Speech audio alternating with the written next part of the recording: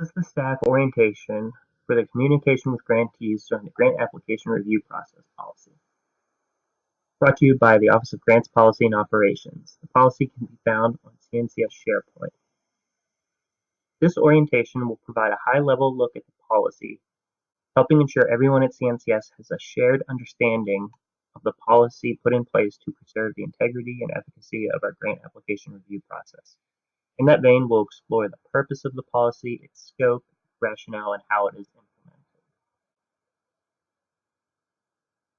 The purpose is to maintain integrity of the grant application review process. CNCS establishes guidelines to ensure consistent communication practices by all staff with grantees, applicants, and potential applicants.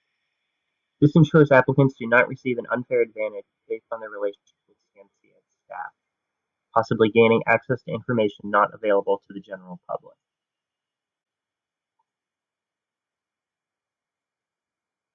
The scope or time period for which this applies begins with the competition NOFA development and ends with award decisions and announcements. Some competitions, this covers most or all of the calendar fiscal year.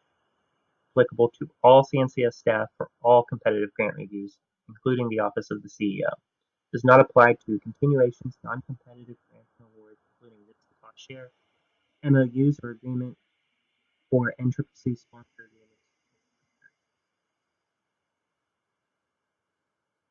It's important to maintain consistency in communication with applicants to avoid giving an improper or unfair advantage or even the appearance of such. CNCS policies and procedures must provide all applicants a level playing field.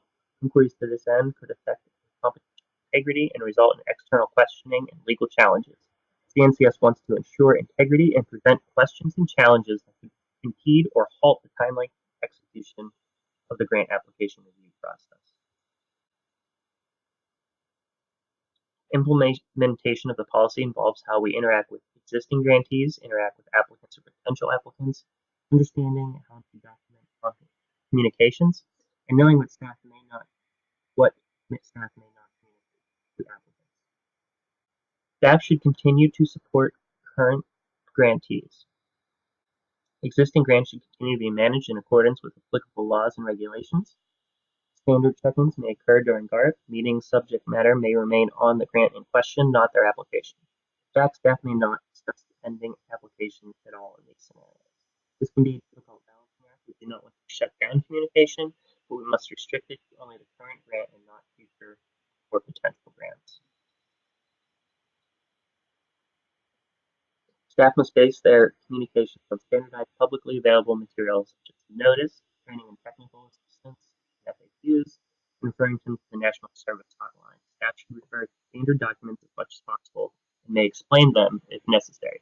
For example, staff may explain the content and requirements of a notice if something is unclear to the applicant.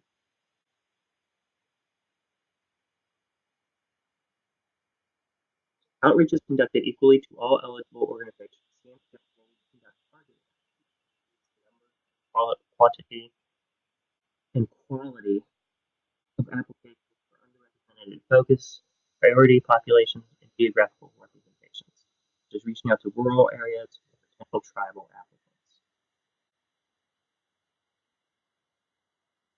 Staff may communicate with applications approved for clarification regarding certain aspects of the application. This takes place in writing, followed by a phone call. During communication, staff must adhere to the elements needing clarifications.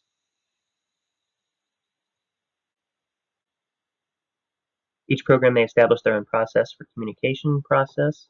It can be adjusted to fit the program.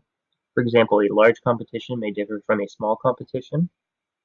Whatever the process, it must address the minimum requirements stated in the notice, such as logging email correspondence, and responding from the designated competition mailbox. For example, if it provides an email address, communication should be generated from that mailbox.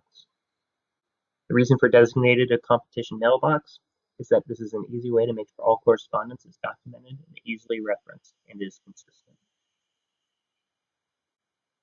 There are several things staff may not discuss or provide guidance with to the applicants. Staff may not provide assistance on individual applications, as the rule guidance must be applied equally to all applicants. This includes reviewing language of an application and making suggestions about what should or should not be included. Additionally, the status of the CNCS internal process may not be disclosed. Staff may not accept offers of gratuity from applicants. If an applicant does propose this, the staff member must promptly report it to the designated agency ethics officer. Staff may not detail future competitions until published. Invitations from grantees or applicants to attend events must be vetted through the Office of General Counsel. Similar rules apply here for meetings to manage current grantees. Pending applications cannot be discussed. Information about competitions should be limited to what is available to the general public. A few key points covered in this policy. All communication about that competition is based on publicly available materials. Assistance on an individual basis is not permitted. Staff should not discuss the status of pending applications when managing current grants, and it is important to ensure consistency throughout the program in your communication, which is done by having controlled communication processes in line with the GARP communication process. If you are ever unsure how to respond, it is always better to check and get back to a potentially inappropriate response. This orientation is meant to provide an introduction to the policy and is not exhaustive. All staff should review the policy in its entirety. You can direct questions to the Office of Grants Policy and Operations or to the Office of General Counsel. As previously mentioned, the policy is available on SharePoint. Thank you very much for your time and consideration.